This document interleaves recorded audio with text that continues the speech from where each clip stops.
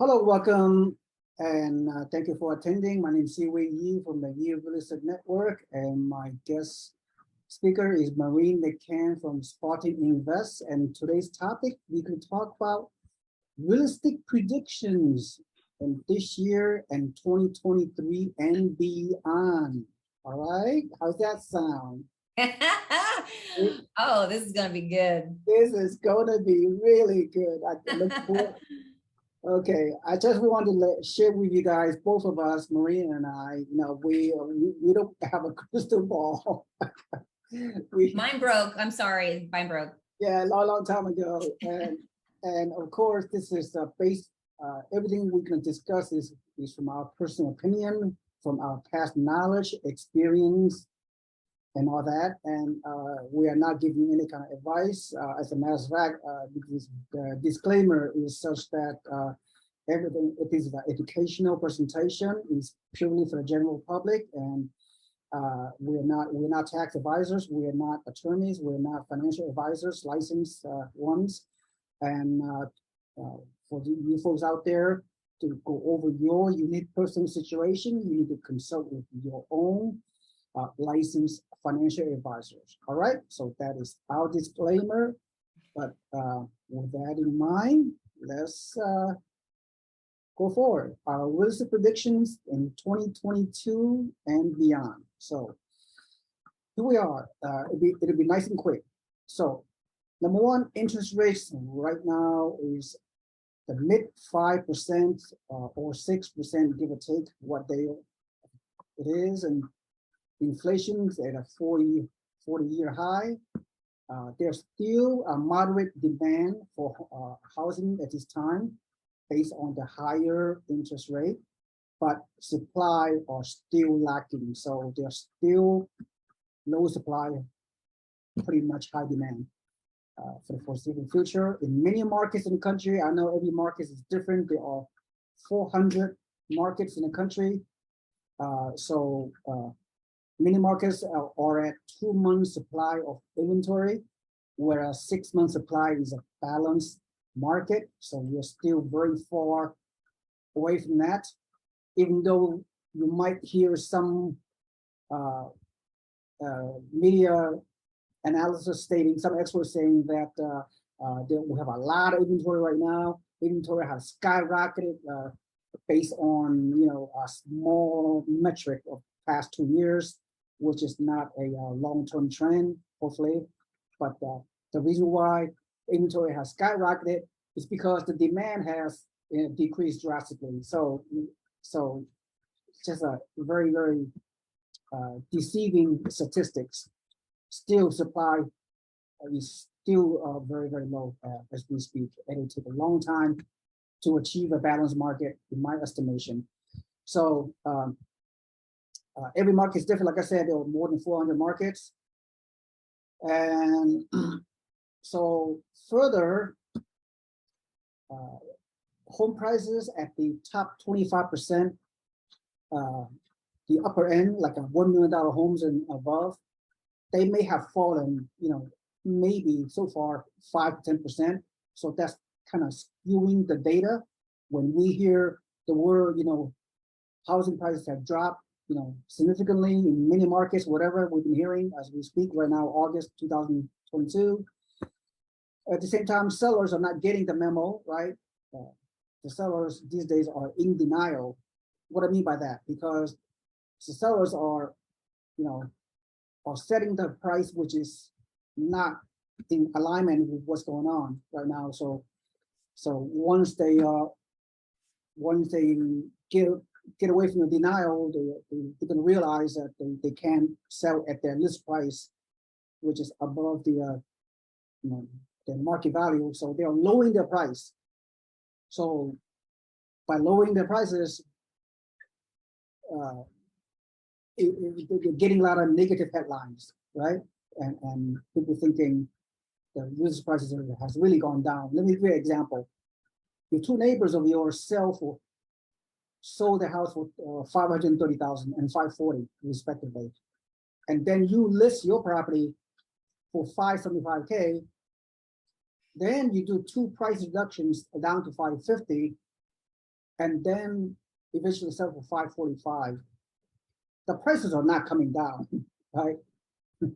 This is an exceptional example. Exceptional. This is exactly what's happening in the market. Exactly. And all these YouTube headlines out there, all this, news media or painting a picture, oh, the houses are really coming down. No, you gotta read through beyond the headline, okay? Because as you know by now, there's so, the YouTube videos out there is clickbait. They use this buzzword, crash, downturn, whatever. They use 80% reduction of home prices just to get clicks, just to get subscribers, just to get views. But anyway, that's another story.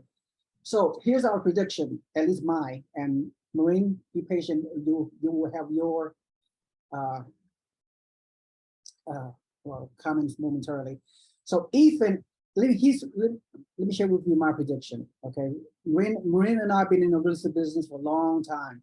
We have sold thousands of homes, investment properties for our investors for many, many years. We've been through up and down cycles. So we are the professionals. We are the student of the game of the game. So I believe if and when the mortgage interest rate goes back down to 4.5 to 5%, watch out.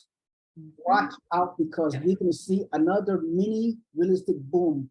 It's a mini real estate post-pandemic boom 2.0. That is my prediction.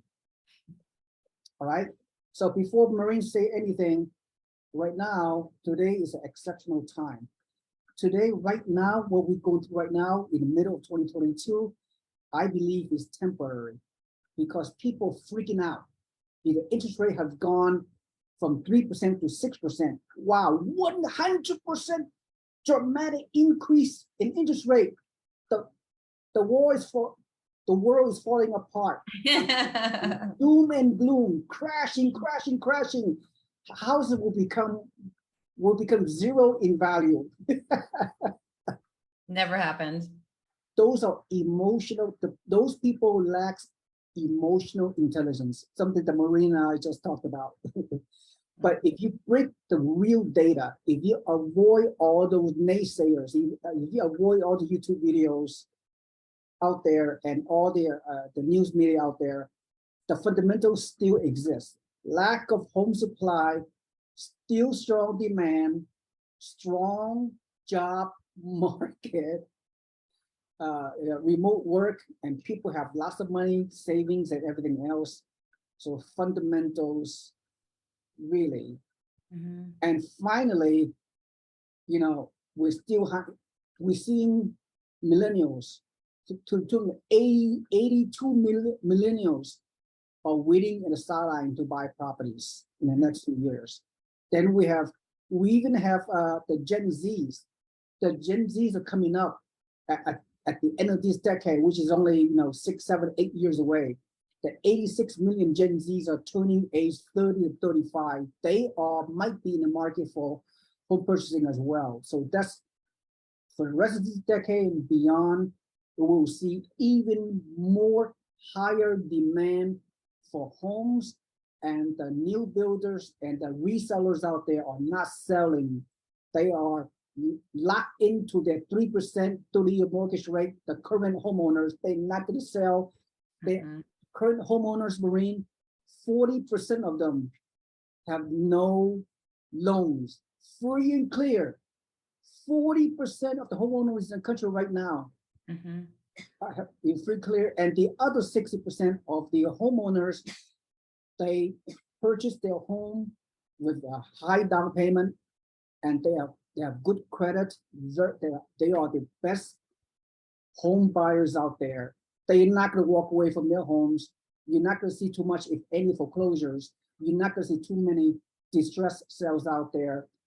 There will be no crash unless the meteor hits the Earth, unless there's a nuclear war somewhere that will destroy the Earth. But by that time, who cares? That's true. That's funny. All right, so that's my take. So your turn, Maureen. I'm sure you have a very good perspective. And what is your prediction for real estate investing for the next few years? Well, I think we know everything is cyclical and everything is temporary. Not everything stays the same. We know that change is constant, right? And I will subscribe to your same prediction, which is that the demand for owning a property, whether as a primary homeowner or as an investor to build, is still there. The demand didn't evaporate overnight just because the interest rate went from 3%. So it's costing us 3% to borrow a year ago is now costing us double at, between 5 and 6%. We actually, my business partner and I, we pulled up pro formas from 2018, 2019, and the interest rates at that time on our pro formas was at 6%. So this is not like it's shocking in the sense that we've been spoiled little real estate investors and we got to borrow money more cheaply just a short time ago than now, but we are not by any means in a extraordinarily high interest rate environment. We have just been spoiled. Now, I talked about the demand piece of it, right? So the demand for properties when the interest rates were at, so call it below 4%, was extremely high because people recognize that they can borrow money and lock it in cheaply for a long period of time, 30 years. Now we're at a place where the interest rate is a little bit higher, and that's going to just push people on the sideline. Some legitimately, because maybe they don't have the additional down payment because the price of the property went up. That's legit, right? Some people may have divorced or, there's legitimate reasons for why people get sidelined. It's just not the interest rate. But like you said, if the interest rates for housing were to dip below 5%, dip below 4%, everyone's back in the market to buy, right?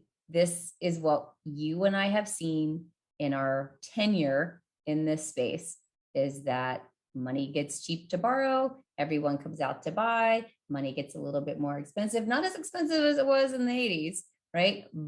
And people still bought then, it still made sense. But then people, use that fear and kind of validate their fear with, oh, I'm not going to do that because of all these YouTubers that are using these buzzwords that scare me into inaction. So they win, you lose. We are on a crusade to make sure that you win and don't listen to that noise, because it does not serve you. It just paralyzes you. And probably, think about this, they're probably saying that so they can keep more of the opportunities to buy for themselves. They're just thinning out the competition. That's right. Right? So I'm not going to let that happen, dang it, on my watch. I know you're not going to let that happen. So prediction number one is everything is temporary. When the rates come back down, and eventually they will, maybe not tomorrow like we all want, but we've actually seen a decline. Even from last week, we've seen a decline. So going in the right direction. Is it a blip? Who knows, right? But you just have to look at the opportunity and capitalize it on that time to lock into a rate that's lower than was yesterday. So that's just playing the game, knowing the rules of the game and playing the game. Okay. So let me see it. I don't know if it's a prediction. No, it is a prediction. This is another prediction. So besides when the interest rate goes back down, the demand's going to go back up and we're back into the same frenzy as we were a short time ago. Job market is strong. So the way to quell the noise, quiet the noise in your own mind is just look at the data, right? So it's no secret. I don't think anyone knows. It's not a secret that we have been underbuilt, undersupplied for at least the last 13 years. And that's been my experience in the industry, right? We were overbuilt leading into 2008. Now we've been severely underbuilt for since 2008 to present day. Okay. That's a fact. You can look that up anywhere. That is fact, right? So if you have people that need housing and there's not enough of it, there is an increased demand, even if, just like Seewing highlighted, even if the headlines say, oh, prices are dropping. No, they're still getting what they want. They just were pricing it up a little bit higher, but still when they reduced their price, it was still more than what the average market was commanding, right? So that's a headline that really gets attention, but you got to dig in a little bit deeper to see what the truth is. So that's a fact. There's not enough supply for the demand. Has the demand waned a little bit as the interest rates have risen? Yes, but then guess what the consequence of that is? Home starts, home builders, they are starting to, they're going to finish what they've started, but now they're reducing the amount of properties they are going to build until they see enough confidence come back in the market for primary homeowners or owner occupants to continue to purchase, right? They don't want to keep building if no one's going to buy. So they're just going to slow the building. What does that do to the supply? It lessens it, right? Now, there's going to be this other part where people are going to list for a variety of reasons over the next, call it between now and the end of the year. They're going to have to list for a variety of reasons. Some just normal, moving, divorce, lost a job maybe, or they're in too big of a house payment and their industry is starting to see some weakening. And so they want to get out before it's problematic for them. So that's just kind of the normal cycle of properties coming on board. So when people are saying, oh, the inventory is increasing, it is for those reasons, but it's not a waterfall of properties, a tsunami of properties that is going to then flip the switch. And in markets that have only 2 months supply, now they're going to go to 8 months supply in 30 days, 60 days, 90 days.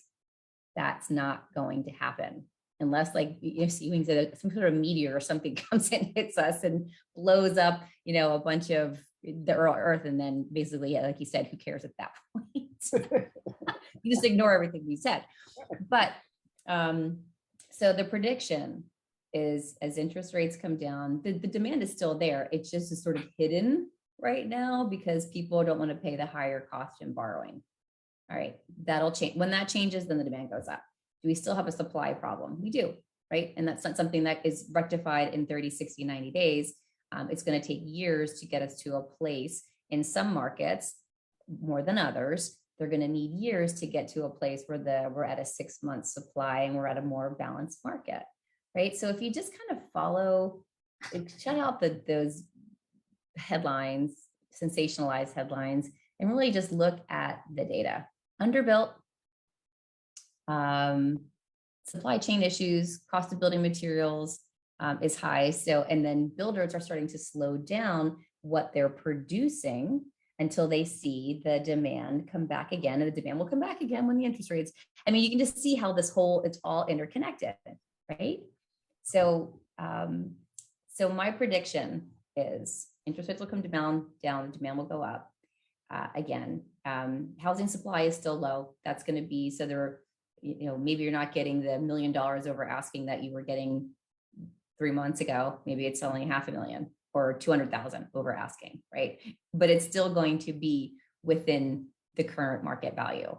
And then and if we do go back to, and when we go back to those, interest rates below 5%, below 4%,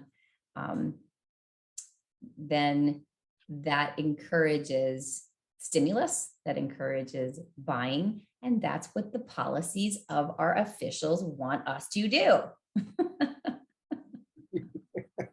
So we're like little puppets. The government's like, oh, we want to slow down the economy. So let's raise rates. Oh, now we want to increase the economy. So let's lower rates.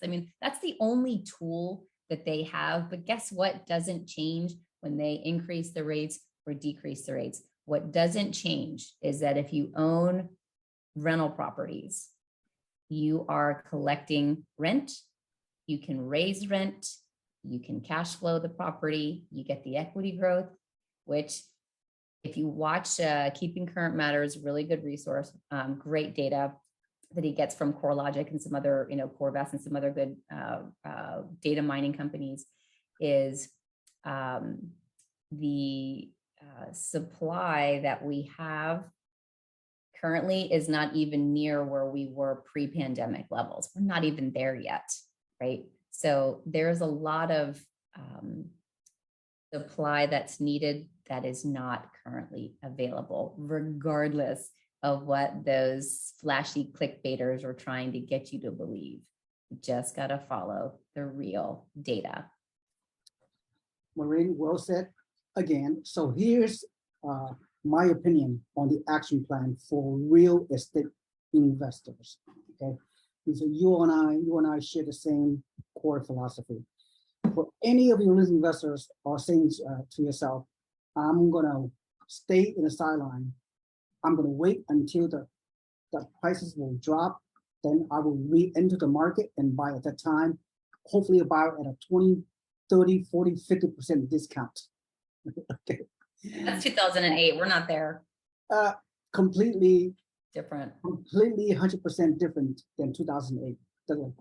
Anyway, so for those of you who are waiting in the sidelines, you might be waiting forever, because anyway, that is pretty much the message. I mean, buy now with the current interest rate, whatever it is for investor, 5.5%, 6%, whatever, refinance later when the rate comes out. Yeah. Meanwhile, you're going to enjoy the little bit of cash flow accumulation, tax benefits, equity growth, tenants paying down your 30-year fixed rate mortgage, and all that multiple ways you can make money. So because prices not going down, the listed prices are going to go up. They're not going to go up at double digit, triple digit like they have been in the past few years. They will go down. They will go up in single digit because of low supply and higher demand. So that's my takeaway for real estate investors. There's, it does not make sense to procrastinate. So with that in mind, what is your action plan for your real estate investors, Maureen? So the action plan for my investors is my messaging has not changed. It is still the same, whether it was 13 years ago when I first started or even today.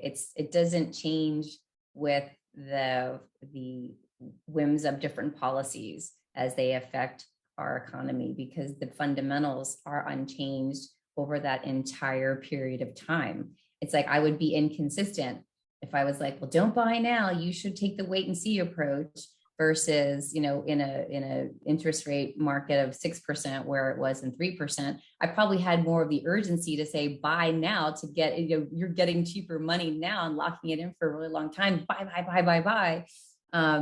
But my message does not change whether we're at 6% interest rate or 3% interest rate, because the fundamentals of building wealth have not changed through the asset class of owning real estate.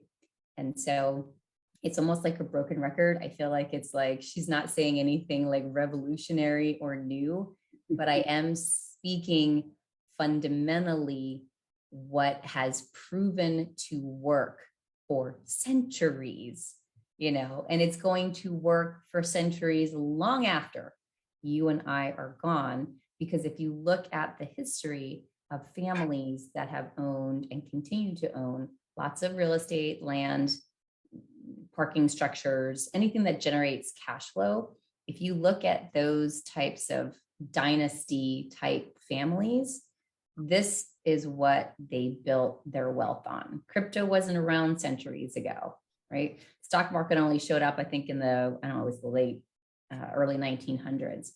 So we're all trying to find avenues that are going to produce a return, produce cash flow, to help us as, we live in times where food and gas and everything else costs more. It would be less concerning to you as a consumer if you had a portfolio of properties like Seewing and I do that are bringing in cash flow, whether I'm earning money or not. Like, it's just it's there and it's there to cover costs. And fundamentally, it just doesn't change, Seewing. I mean, you earn through equity growth, you earn through the amortization schedule of loan pay down, you earn through the tax benefit of depreciation. And then the beautiful thing about owning a hard asset that you control the rent. As inflation increases, you can increase the rent. And so it works whether it's high inflation or low inflation, doesn't matter. Yeah, one quick thing, Maureen, that I want to say is in that we're not saying the real estate will continue to grow every single year for the foreseeable future. We don't know that. But even when you own real estate right now and you're collecting rent, live with the cash flow or whatever, even if the prices of your property go down in 2 or 3 years from now, who cares? You're not going to sell at that time. You're a long-term real estate wealth builder. You will ride out the wave. You will depend on the renter to continue to pay you the rent and pay down all your debt service. And then 10 years from now, 15 years from now, over time, real estate will make you money. That's history. So don't worry about those short-term fluctuations. So ride out the storm, invest for long term, buy in a good market that will allow you to cash flow at 20 to 25%, and then just go through the journey, right? And you made a good point. So rents is, as property values fluctuate up and down. Rents don't follow that same trend, right? Rents are unaffected by the housing value going up and down once you own it, right? Right. It's like so once you've got that renter in there, you're just escalating that rent slowly over time over those values that are going up and down.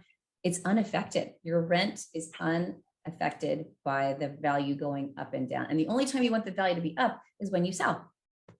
Furthermore, Maureen, let's say you own a property now, you're in the game. Now, even the worst case scenario, depression, very hard recession, foreclosures and all those very distressful situations, and which is not likely to happen, but I'm painting the worst case scenario. Even if all those kind of things happen, guess what? The rental pool is going to be greater. More people need to rent because they lost their home, they lost their job, whatever. So as a landlord, you are in perfect position to get more, even a larger pool of tenants than we're getting right now, which is a historical rental nation as we speak. It's a service. It's a service that's provided for people that need shelter, and so you just have it, own it, make it available, and reap the benefits. Well, Maureen, I think we have a long day. This is I'm emotionally drained. Oh, are we breaking up, Seewing? Are we over? All good things must come to an end. Maybe not. I don't know. Well, it's a pleasure working with you. You provide so much perspective. Keep up your positive ways, and you and I, we're having so much fun helping people.